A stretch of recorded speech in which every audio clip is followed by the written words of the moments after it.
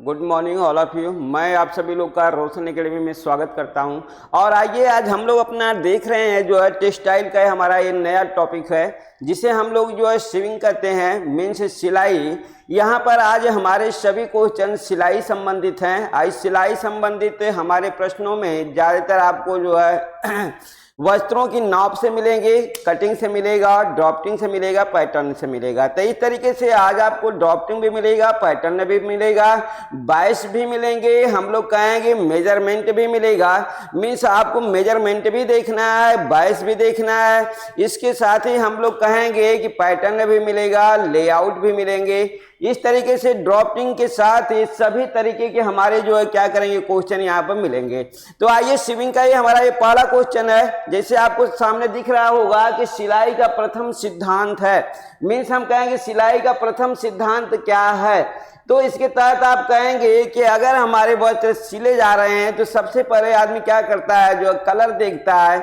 यहाँ पर हमारा क्या लेने के तहत कलर देखता है, लेकिन जब हमारी सिलाई की बातें होती हैं तो स्विंग के तहत जो है टेलर के तहत हम लोग कहेंगे कि उसका पहला सिद्धांत होता है कि टेलर क्या करता है, सबसे पहले वो फिटिंग की बात करता है। जो इसके फिटिंग के तहत ही वो क्या करता है, मेजरमेंट की प्रक्रिया अपनाता है। मीन्स वस्त्रों को और व्यक्ति को दोनों को जो है क्या करता है, मापता है जो है अपने स्किल के द्वारा। तो इस तरीके से हम लोग कहेंगे सिलाई का प्रथम सिद्धांत क्या होता है, हम कहेंगे प्रथम सिद्धांत फिटिंग का होता है। जिसे हम लोग देखिए यहाँ पर कहा गया है कि सिलाई का प्रथम सिद्धांत फिटिंग होता है, न कि कपड़ों का चयन होता है, आरामदायक होता है, समायोजन होता है। ये सब भी सिद्धांत है, लेकिन हम लोग कहेंगे कि द्वितीय है, तृतीय है, चतुर्थ है।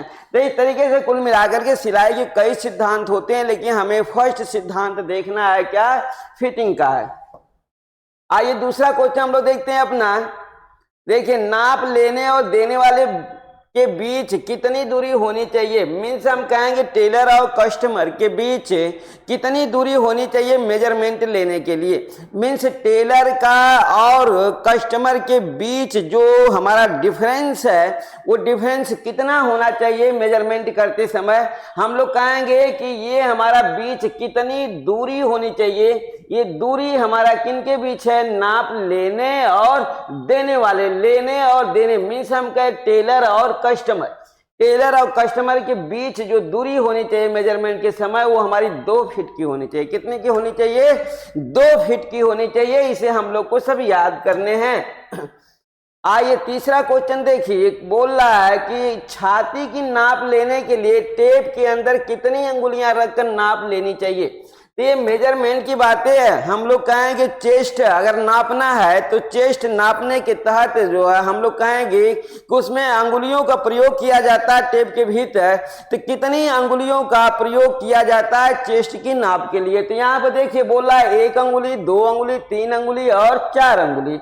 तो हम लोग को मालूम है कि हम लोग क्या करेंगे, 3 अंगुलियों, कहा गया कि 3 अंगुलियों का प्रयोग किया जाता है। तो देखिए हम लोग कहेंगे टेलर और कस्टमर के बीच हम कहेंगे 2 फीट की दूरी होनी चाहिए। अंगुलियों की बात आती है चेस्ट मेजरमेंट में तो हम लोग कहेंगे 3 अंगुलियों का प्रयोग होना चाहिए, यहाँ पर किया जाता है। अगला क्वेश्चन देखिए, हम लोग कहेंगे चौथे क्वेश्चन के तहत देखिए मोहरी की नाप लेने के लिए टेप के अंदर कितनी अंगुलियां रखकर नाप लेनी चाहिए। अभी हमारा चेस्ट की नाप थी तो चेस्ट के तहत आपने देखा कि 3 अंगुलियां ली गई। अब इसी तरीके से हम लोग कहेंगे कि अगर मोहरी की, मोहरी तो आपको मालूम है होगा, हम लोग कहेंगे पैंट या पायजामा। पैंट या पायजामा में हमारा जो लास्ट पोर्शन होता है, जो छोर होते हैं वो मोहरी के तहत जाने जाते हैं। तो इसे अगर हमें इसकी मोहरी की नाप लेनी है तो हम कहेंगे टेप के अंदर कितनी अंगुलियां रख कर नाप लेनी चाहिए।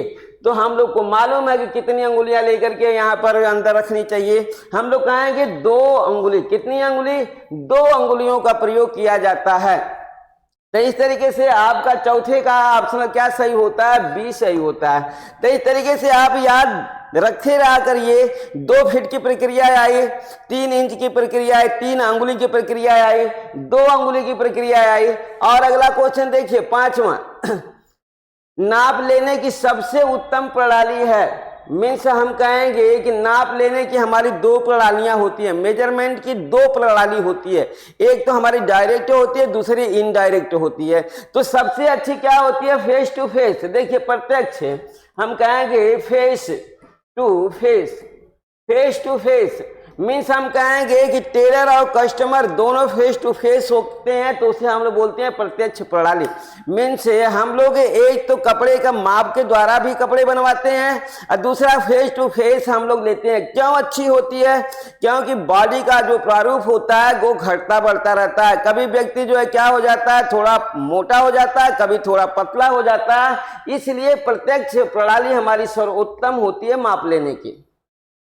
छठा क्वेश्चन देखिए, अनुभव या अभ्यास के आधार पर नाप लेना और लिखना कहलाता है। मीन्स टेलर काफी अनुभवी हो चुका है। जब टेलर काफी अनुभवी हो चुका है तो क्या करेगा? वो अपने अनुभव और अभ्यास के आधार पर, अनुभव और अभ्यास के आधार पर क्या करेगा? नाप लेना और लिखना। नाप लेगा भी, एकदम एक्यूरेसी नहीं लेगा, लेकिन उसको अभ्यास है, उस अभ्यास का हल्का फुल्का टेप लगाएगा और उसके बाद जो क्या कर लेगा, उसे राइटिंग कर लेगा। तो इस तरीके का हमारा माप लिखना कहलाता है। किस तरीके का माप है ये माप लेना कहलाएगा? हम कहेंगे लाघव विधि, शॉर्टकट, इंग्लिश में लिखा गया shortcut method. Shortcut method means लाघव विधि इसे कहा जाता है कि जहां पर अनुभवी टेलर होगा वो क्या करेगा? जनरली आपका नाप लेगा और जनरली उसको क्या करेगा? राइट कर लेगा। तो इसे हम लोग बोलते हैं लाघव विधि। आइए अगला क्वेश्चन हम लोग देखते हैं। सातवां क्वेश्चन देखिए, टेलर को कस्टमर के किस दिशा में खड़ा होकर नाप लेनी चाहिए? मीन्स हम लोग कहेंगे कि दूरी, दोनों टेलर और कस्टमर के बीच की दूरी तो हमें मालूम है कि 2 फीट होनी चाहिए। अब हम कहेंगे कि किस ओर टेलर को होना चाहिए। 2 फीट वो दूरी रखेगा कस्टमर से, लेकिन वो उसके किस साइड, कस्टमर के दाहिने साइड होगा या हम कहेंगे बाएं साइड होगा। तो इस तरीके से हम लोग को मालूम होना चाहिए कि हम लोग कहें किस दिशा में, तो दिशा कौन सी होनी चाहिए? दाहिनी ओर होनी चाहिए। हम कहेंगे टेलर को कस्टमर की दाहिनी साइड में 2 फीट की दूरी पर जो है हो करके नाप लेना चाहिए। आइए अगला क्वेश्चन हम लोग देखते हैं। 8वां क्वेश्चन देखिए, सर्वप्रथम शरीर की किस भाग की नाप लेनी चाहिए? हम लोग कहेंगे मेजरमेंट कर रहा है टेलर, तो सबसे पहले उसे कस्टमर के बॉडी के किस पार्ट का मेजरमेंट करना चाहिए या नाप लेनी चाहिए? तो हम लोग कहेंगे सबसे पहले सर्वप्रथम चेस्ट का नाप लेना चाहिए। चेस्ट का मेजरमेंट हमारा सबसे पहले करना चाहिए। आइए अगला क्वेश्चन हम लोग देखते हैं। 9वां क्वेश्चन देखिए, गले की माप लेने के लिए टेप के सिर को किस हाथ से पकड़ना चाहिए? यहाँ पर देखिए हम लोग का मालूम हुआ कि गले की अगर नाप लेनी है, देखिए नेक मेजरमेंट की बात अगर करनी है तो टेप के सिर को किस हाथ से पकड़ना चाहिए? किस हाथ से? दाहिने हाथ से पकड़ना चाहिए या बाएं हाथ से या दाएं बाएं दोनों हाथ से या सभी से? तो हम कहेंगे कि अगर गले का नाप लेना है तो गले के नाप के लिए टेप का जो सिर होता है उसे हम लोग को बाएं हाथ से पकड़ना चाहिए जो है, और दाहिने हाथ के तहत जो पूरे टेप को घुमा करके जो है गले की माप ली जाती है। आइए अगला क्वेश्चन देखते हैं। 10वां क्वेश्चन देखिए, कंधे की चौड़ाई की माप कहलाती है। अब इस तरीके का क्वेश्चन आप देखिए, कंधा ये हमारा शोल्डर है, शोल्डर की चौड़ाई, शोल्डर की चौड़ाई मीन्स हम लोग को मालूम है कि शोल्डर की प्रक्रिया हमारी, देखिए नेक की प्रक्रिया और ये हमारे शोल्डर की प्रक्रिया। तो इस तरीके से आपका जो शोल्डर है ये टोटल पोर्शन हमारा क्या बोला जाएगा? हम इसे पीछे से नाप लेंगे, ये हमारा मेजरमेंट हमारा पीछे से होगा, ये पूरा हम लोग माप लेंगे। शोल्डर का, कंधे की माप कहलाती है। तो ये शोल्डर आपने देख लिया होगा, तो ये पूरा माप हमारा जो जब लिया जाएगा तो इस माप को हम लोग क्या बोलेंगे? ये हमारा जो कंधा है, कंधा, ये कंधा है और ये मेजरमेंट की प्रक्रिया पूरा हम लोग इसे क्या बोलेंगे? क्रॉस बैक के नाम से जानते हैं और हिंदी में इसे तीरा कहते हैं। हिंदी हिंदी में इसे क्या बोलते हैं? हिंदी में इसे तीरा कहते हैं। लाइक दैट ऑप्शन हमारा क्या सही होगा? सी सही होगा। तो इस तरीके से पूरे शोल्डर की माप, जब पूरे शोल्डर की माप ली जाती है तो इसे हम लोग तीरा या क्रॉस बैक के नाम से जानते हैं। आइए नेक्स्ट क्वेश्चन हम लोग देखते हैं अपना। देखिए, कंधे एवं ग्रीवा के संधि स्थल से कमर तक की माप कहलाती है। तो यहाँ पर देखिए हम लोग को मालूम हुआ कि कंधे एवं ग्रीवा के संधि स्थल, तो हम लोग को मालूम है कि ये हमारा, देखिए ये हमारा ग्रीवा का प्रोसेस रहा और ये हमारा हम लोग कहेंगे कि शोल्डर का प्रोसेस रहा। तो क्वेश्चन का प्रोसेस यही है कि ये देखिए हमारा कमर का प्रोसेस आएगा, ये कमर का प्रोसेस। तो इस तरीके से बोल रहा है कि कंधे एवं ग्रीवा के संधि स्थल, ये हमारा कंधा और ग्रीवा का संधि स्थल है। हम कहेंगे कंधा, कंधा एवं ग्रीवा, ग्रीवा का संधि स्थल, संधि स्थल। अब इस संधि स्थल से हम लोग को सीधे माप करनी है, जो है बैकबोन होते हुए ये पोर्शन हमारा कमर का है, ये पोर्शन हम लोग का कमर का है। यहां तक का जो माप हमें लेना है, जो है इस माप को हम लोग क्या बोलेंगे? हम लोग कहेंगे पूरा कंधा या ग्रीवा का संधि स्थल आपको दिख रहा होगा, यहां से लेकर के कमर तक की माप हमारी क्या बोली जाती है? इसे हम माप को शेस्त कहते हैं। क्या बोलते हैं? शेस्त के नाम से जाना जाता है। तो देखिए ये हमारा पहला ऑप्शन सही हुआ, शेस्त, शेस्त। तो इस तरीके से आपका 11वां का ऑप्शन सही होता है आपका ए। आइए नेक्स्ट क्वेश्चन दिखाते हैं आपको। 11वां क्वेश्चन देखिए। देखिए, ग्रीवा के पीछे, गर्दन के पीछे मध्य बिंदु से कंधे एवं बांह की संधि स्थल की माप कहलाती है। तो आइए इसका पोर्शन हम लोग देखते हैं, इसे हम लोग क्या कहेंगे? लाइक दैट, ये हमारा 12वां क्वेश्चन है। तो देखिए ये हमारा दे रहा है कि ये हमारा कंधे का प्रोसेस रहा और यहां से हम लोग कहेंगे शोल्डर की बातें आई यहाँ पर, शोल्डर। क्वेश्चन कह रहा है कि ग्रीवा के पीछे मध्य बिंदु से, मीन से ये रहा है आपका मध्य बिंदु, इसे हम लोग कहेंगे मध्य बिंदु, मध्य बिंदु। अब इस मध्य बिंदु से कंधे एवं बांह की संधि स्थल, हम लोग कहेंगे बांह की प्रक्रिया हमारी अब यहां से आती है, ये हमारा प्रोसेस रहेगा बांह का। तो देखिए ये बांह का प्रोसेस हमारा यहाँ पर इस तरीके के प्रोसेस में हम लोग देखेंगे कि हमारा यहाँ से लेकर के जो माप ली गई, यहाँ से हमारी माप लेनी है और यहाँ तक की माप हमारी लेनी है। तो इसे हम लोग क्या कहेंगे? तो हम लोग को मालूम है कि ये पूरा प्रोसेस हमारा यहाँ से आपका हमेशा क्वेश्चन बनते रहते हैं। तो देखिए ये पोर्शन हमारा जो इतना कहा, इसे हम लोग जो पुट कहेंगे। क्या बोलेंगे? इसे पुट कहा जाएगा। ये टोटल पोर्शन हमारा पुट का होगा। और जबकि टोटल हमारा जो पोर्शन यहाँ से यहाँ तक का शोल्डर का होता है, इसे आपको मालूम है कि क्या बोला गया था? इसे हम लोग तीरा कहते हैं, तीरा, तीरा या क्रॉस बैक, या क्रॉस बैक, क्रॉस बैक, तीरा या क्रॉस बैक। पूरा शोल्डर की माप हमारा तीरा या क्रॉस बैक है, लेकिन आधे शोल्डर की माप हम कह सकते हैं, आधे शोल्डर की माप हमारी क्या होगी? इसे हम लोग पुट कहेंगे। और यही पोजीशन से लेकर के हमारा जब कमर तक की माप होती है तो इसे हम लोग क्या बोलते हैं?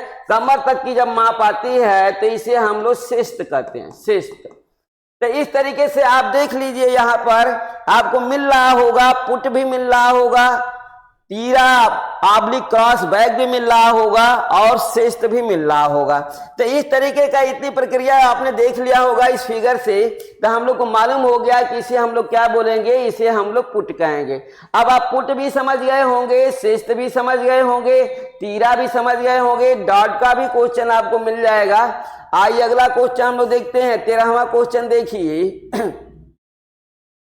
बांह एवं कंधे के संधि स्थल से संपूर्ण बांह की नाप कहलाती है। आपको मालूम ही है कि इसे हम लोग क्या कहेंगे? पूरी बांह, बांह एवं कंधे के संधि स्थल। अभी आपने देखा कि पूरा संधि स्थल की प्रक्रिया में हमारा जो हैंड तक का सिस्टम है कलाई का, ये पूरा का पूरा हमारा प्रोसेस हम लोग कहेंगे कि क्या बोला जाता है, इसे हम लोग आस्तीन कहते हैं। क्या बोलते हैं इसको? पूरा ये हमारा हाथ का सिस्टम, इसे हम लोग आस्तीन बोलते हैं।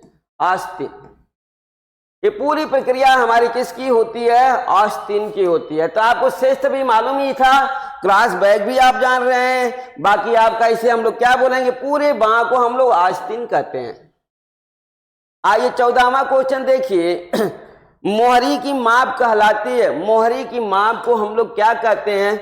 मीन्स हम कहेंगे कि हमारा पैर के प्रोसेस में हम लोग कहेंगे कमर के से लेकर के हमारा पैर तक का जो भी प्रोसेस हमारा है, चाहे सलवार सूट हो या हम कहेंगे पैंट हो या पाजामा हो, इन सभी का जो अंतिम छोर होता है उसे हम लोग क्या कहते हैं? उसे हम लोग कहेंगे फ्लैप बोलते हैं। क्या बोलते हैं उसको? फ्लैप। मोहरी की माप कहलाती है, फ्लैप कहलाती है। आइए नेक्स्ट क्वेश्चन देखते हैं जो है, देखिए पनहा आबलिक अर्ज अधिक होने पर कपड़े की मांग होती है। तो देखिए पनहा आबलिक अर्ज, पनहा आबलिक अर्ज को हम लोग चौड़ाई बोलते हैं। क्या बोलते हैं? चौड़ाई। इसे चौड़ाई कहा जाता है। चौड़ाई मीन्स चौड़ाई अधिक होने पर कपड़े की मांग होती है। कपड़े की मांग कम होगी, अधिक होगी, सामान्य होगी, सभी।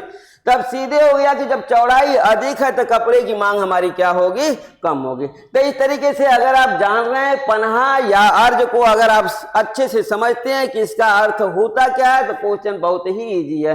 पनहा आबलिक अर्ज मीन्स क्या होता है? कपड़े की चौड़ाई होती है। 16वां क्वेश्चन देखिए।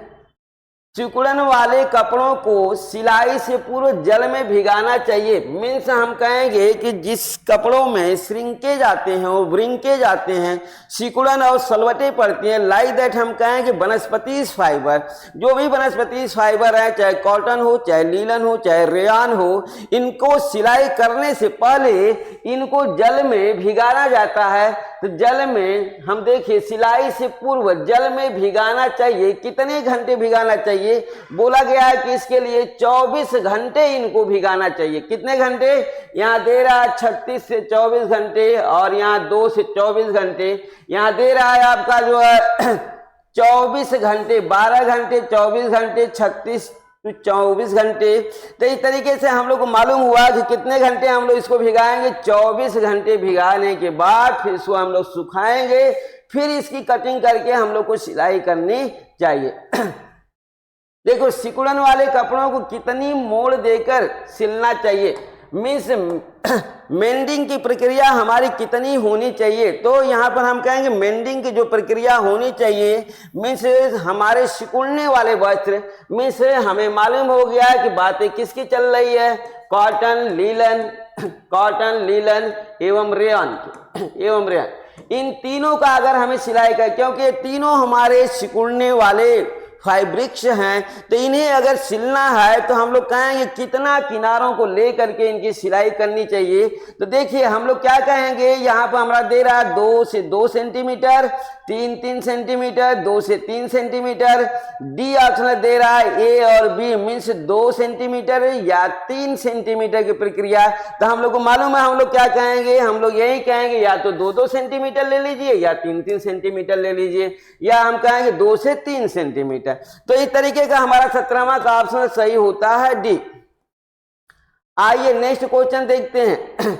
गर्दन से कमर तक की नाप कहलाती है। तो ये तो हम लोग अच्छे से जो पहले हमारा क्वेश्चन आ चुका है कि गर्दन से हम लोग क्या कहेंगे, गर्दन से कमर तक की नाप कहलाती है। तो इसे हम लोग क्या बोलेंगे?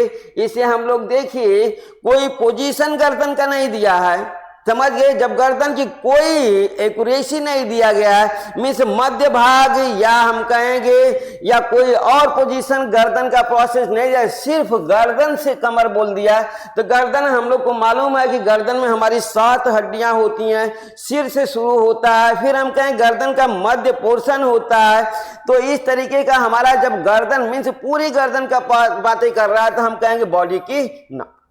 क्या बोलेंगे? बॉडी, गर्दन के मध्य भाग से नहीं है, ये टोटल गर्दन से है। जब टोटल गर्दन से अगर नाप की बातें आती है तो हम लोग कहेंगे किसकी माप की जाएगी? बॉडी की नाप कहलाएगी वो।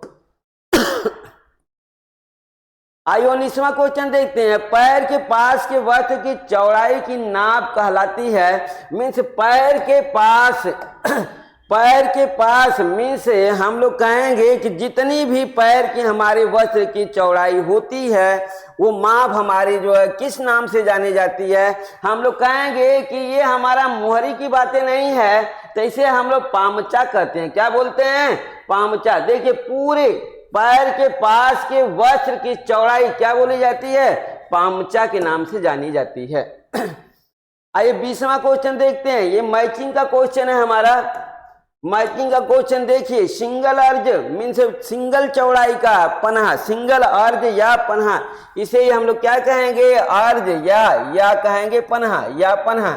सिंगल अर्ज के हमारी जो चौड़ाई होती है वो कितनी होती है? सिंगल की हम कहेंगे 27 से 37 इंच होती है, और डबल अर्ज का जो कपड़ा होगा वो 40 से 60 इंच का होगा, जबकि स्पेशल जो अर्ज का होगा वो 72 से 90 इंच का होगा।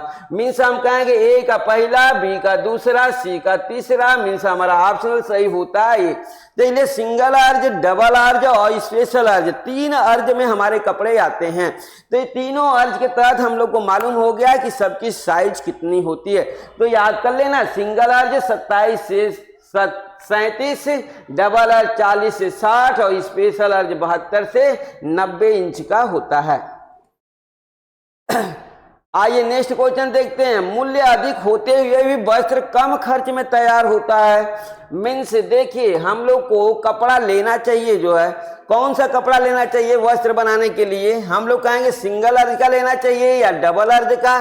देखिए मूल्य अधिक होते हुए भी मीन्स मूल्य तो ज्यादा है लेकिन कम खर्च में हमारा कपड़ा तैयार होगा। हम लोग कहेंगे मूल्य ज्यादा है और हम कहेंगे कम खर्च में कपड़े तैयार होगा। बात कुछ समझ में नहीं आ रही। मीन्स हम कहेंगे अगर हमारे कपड़े का जो विड्थ है, जो चौड़ाई है, जो पन्हा है, अगर वो ज्यादा है तो ऐसा संभव है। मीन्स डबल अर्ज का हमारा कपड़ा होना चाहिए। आइए 22वां क्वेश्चन देखते हैं। सिलाई करते समय कितना कपड़ा किनारों के लिए छोड़ना चाहिए? अब हम लोग का मालूम था कि 2 से 3 वो श्रिंकेज हमारा था। मीन्स वनस्पति फाइबर थे, उन वनस्पति फाइबरों के तहत आपको मिला था 2-2 मिला था, 3-3 मिला था। और यहाँ पर देखिए कह रहा सिलाई करते समय कितना कपड़ा है। हम लोग कहेंगे किनारों के लिए मीन्स सिलवेज के लिए, सिलवेज के लिए कितना कपड़ा हम लोग को किनारों के लिए छोड़ना चाहिए? हम लोग कहेंगे 0.5 से लेकर के 1 इंच। यहाँ पर ये हमारा क्या है? हम लोग कहेंगे 0.5 से लेकर के 1 इंच हमारा होना चाहिए। तो हमारा ऑप्शनल क्या सही होता है? हम लोग कहेंगे ऑप्शनल हमारा ए सही होता है। आइए अगला क्वेश्चन देखते हैं। 23वां क्वेश्चन देखिए। वस्त्र में कफ का संबंध होता है। तो हम लोग को मालूम है कफ का संबंध क्या होता है। हम लोग कहेंगे आस्तीन का हमारा जो अग्र भाग होता है, मीन्स हम कहेंगे कलाई पर बंद किया जाने वाला आस्तीन का भाग, कलाई पर बंद किया जाने वाला आस्तीन का भाग हमारा कफ कहलाता है। तो कफ आप समझ गए होंगे। आस्तीन का हमारा क्या बोला जाएगा? अग्रभाग। आस्तीन का अग्रभाग हमारा क्या बोला जाता है? हम लोग कहेंगे कि कफ बोला जाता है। तो 23वां का आपने देखा अग्र न होके अंतिम होता है, ये मिस्टेक हुआ। हम लोग कहेंगे अग्र न हो करके अंतिम भाग बोला जाएगा। अग्रभाग तो हमारा शोल्डर से जुड़ा होता है। हम लोग कहेंगे आस्तीन का अंतिम भाग। ये देखिए आस्तीन का कफ का संबंध हमारा किससे होता है? आस्तीन के अंतिम भाग से होता है। आइए नेक्स्ट क्वेश्चन देखते हैं। 24वां क्वेश्चन देखिए। सिकुड़न रहित कॉलर बनाए जाते हैं। मीन्स जो कॉलर हमारा सिकुड़ता नहीं है उस कॉलर को हम लोग किसके द्वारा बनाते हैं? तो हम लोग कहेंगे सिकुड़न रहित। मीन्स हमें सिकुड़न रहित कॉलर ऐसा हो कि जो सिकुड़े ना, तो उसमें हम लोग कहते हैं कि उसमें कपड़ा लगाया जाता है। हम कहेंगे बकरम द्वारा, कैनवास द्वारा, प्लास्टिक द्वारा, डीसबी के द्वारा। हम कहेंगे कि सिकुड़न रहित के लिए बकरम का भी प्रयोग किया जाता है, कैनवास मोटे कपड़े का भी प्रयोग किया जाता है, प्लास्टिक द्वारा भी हमारा तैयार किया जाता है। हम कहेंगे हमारा ऑप्शनल तो डी सही होगा। यहाँ पर देखिए ऑप्शन हमारा क्या सही होगा? डी। लेकिन सबसे अधिक उपयोग किया जाता है, सबसे अधिक उपयोग किया जाता है, सबसे अधिक उपयोग किया जाता है। ये देखिए हमारा सबसे अधिक उपयोग किया जाता है बकरम का कपड़ा। आइए अगला क्वेश्चन है, 25वां क्वेश्चन देखते हैं। देखिए कोट, कमीज, कुर्ता या आस्तीन की कटिंग की जाती है।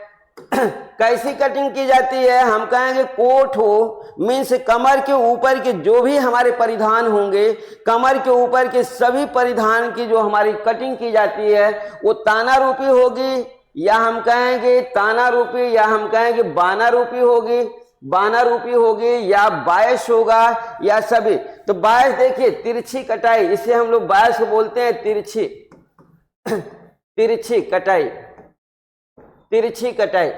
कटाई को हम लोग बायस बोलते हैं। और ताना रूपी का मतलब हम लोग कहेंगे कि ये ताना के रूप में और दूसरा हमारा बाना के रूप में। तो कमर के ऊपर के जो भी परिधान हमारे होते हैं वो हमारे हम कहेंगे कि हमारा वो किस रूप में होगा, तो हम लोग उसे कहेंगे कि वो हमारा ताना रूपी होगा या बाना रूपी। हम कहेंगे वो ताना रूपी होगा। किस रूप में होगा?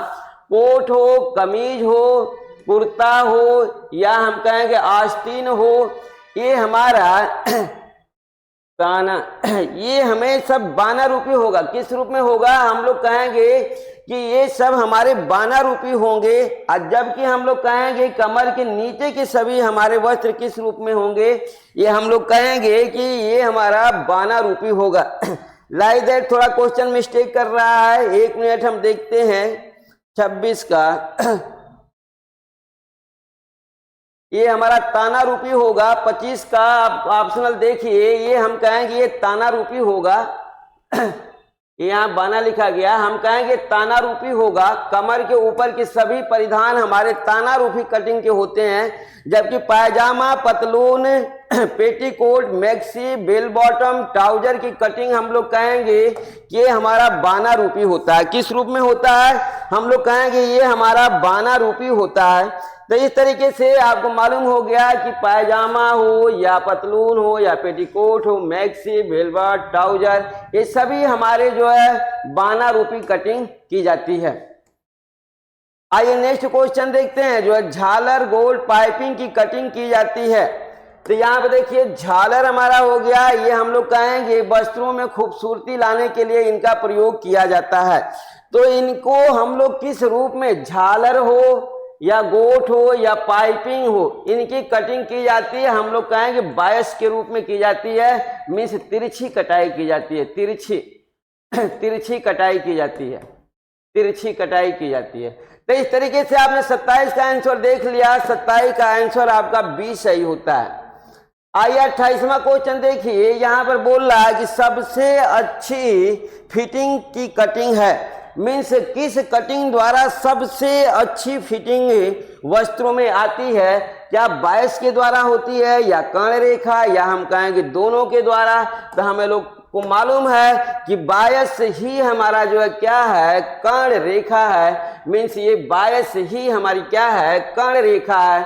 तो इस तरीके से हम लोग कहेंगे या तो बायस कहिए या आप कहिए कर्ण रेखा की कटिंग हमारी फिटिंग के लिए सबसे बेस्ट होती है। पैटर्न में हेम रेखा का संबंध है। देखिए जब हम लोग पैटर्न बनाएंगे तो उस पैटर्न में हेम रेखा, यहाँ पर ध्यान रहे, हेम रेखा का संबंध किससे है? बड़ी टूटी हुई रेखा या छोटी टूटी रेखा या पतली रेखा या डी सभी।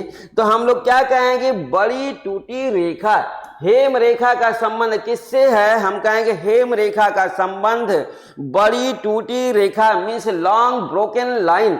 तो लॉन्ग ब्रोकन लाइन याद रखना, लॉन्ग ब्रोकन लाइन का प्रयोग किया जाता है। आइए 30वां क्वेश्चन देखते हैं, जो है देखिए पैटर्न में जहां से सर्वप्रथम काटा जाता है प्रदर्शित करते हैं उसे किससे प्रदर्शित किया जाता है?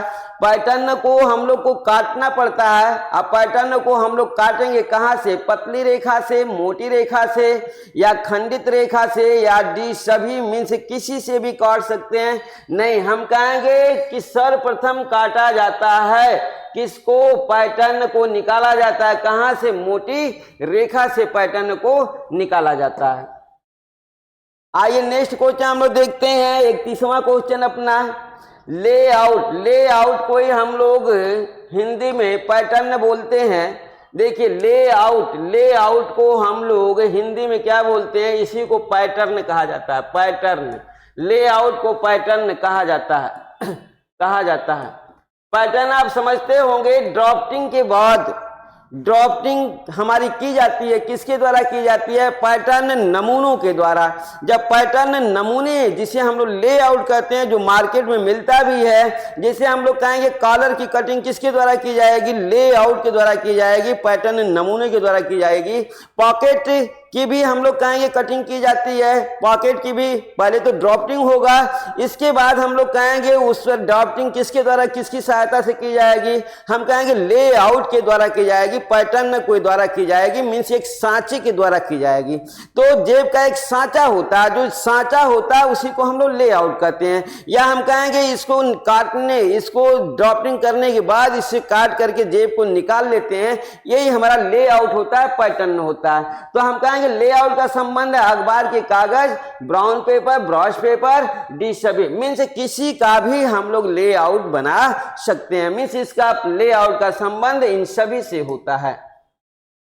आइए 32वां क्वेश्चन देखते हैं।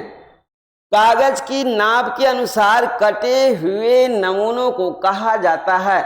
हम क्या कहेंगे? पैटर्न कहेंगे, या पतरन कहेंगे, या लेआउट कहेंगे, या हम सभी कहेंगे? तो हम कहें कागज की नाप के अनुसार कटे हुए नमूनों को या पैटर्न कहिए, या पतरन कहिए, या लेआउट कहिए, मीन्स हमारा ऑप्शन सही होता है डी। मीन्स इन 3 नामों से हम लोग इसे जानते हैं।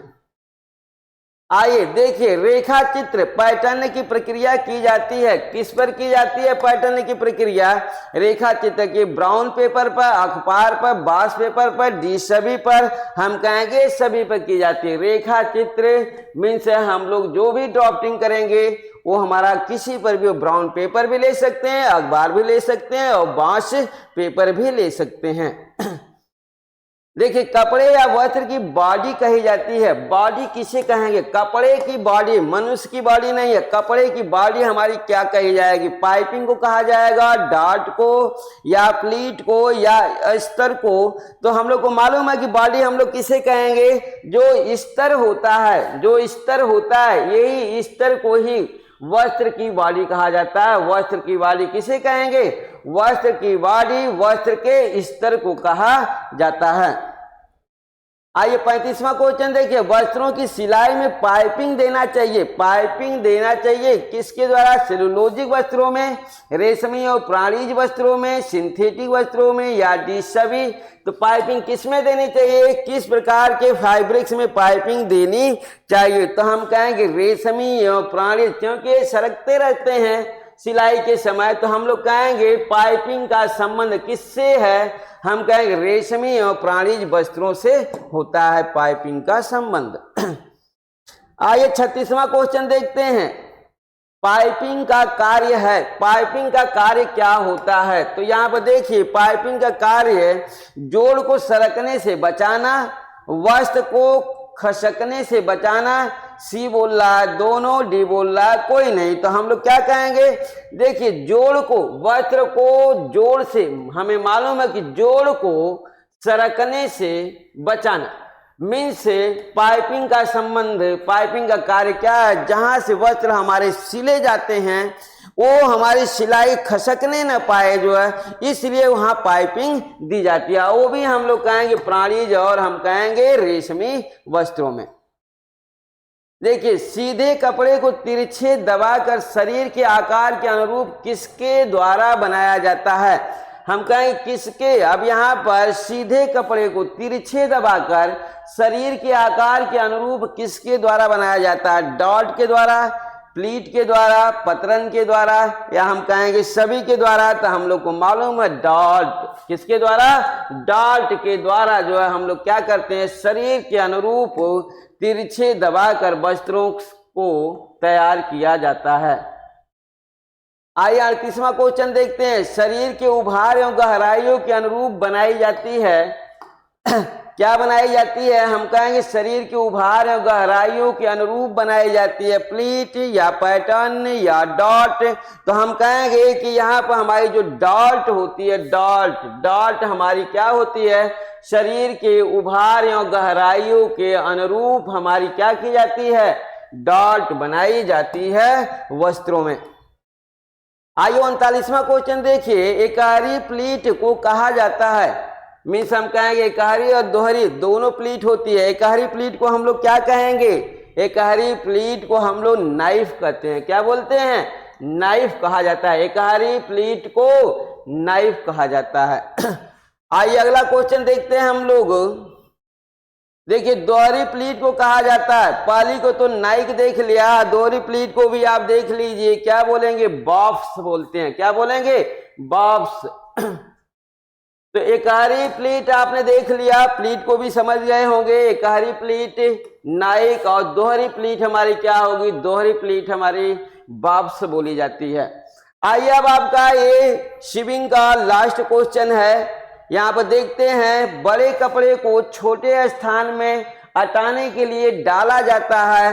क्या डालते हैं? जो है बड़े कपड़े को छोटे स्थान में हटाने के लिए क्या डालते हैं? प्लीट डालते हैं या डॉट डालते हैं या लेआउट या सभी? तो हम लोग को मालूम है प्लीट डालते हैं। बड़े कपड़े को छोटे स्थान में, मीन्स हमें मालूम हो गया कि आप जनरली इसे प्लेट बोलते हैं। प्लेट आप कहते हैं, बड़े कपड़े को छोटे स्थान में हटाने के लिए इसे हम लोग क्या कहेंगे? ये डाला जाता है। क्या डालते हैं? प्लीट डालते हैं। तो इस तरीके से सिलाई का आज का आपका 41 क्वेश्चन तैयार हो गया होगा। कल हम लोग फिर मिलेंगे, सिलाई का ही क्वेश्चन होगा, लेकिन सिलाई संबंधी जो उपकरण हैं उस उपकरण के बारे में हमारे क्वेश्चन होंगे। जैसे आपको मालूम होगा सीजर्स भी है, हम लोग कहेंगे टेप इंचिन भी है, और सबसे बड़ी बात सिलाई मशीन की है। मीन्स सिलाई मशीन, टेप इंचिन, और इसके बाद हम कहेंगे कैंची। इन सभी से कल आपको जो है 50 क्वेश्चन मिलेंगे।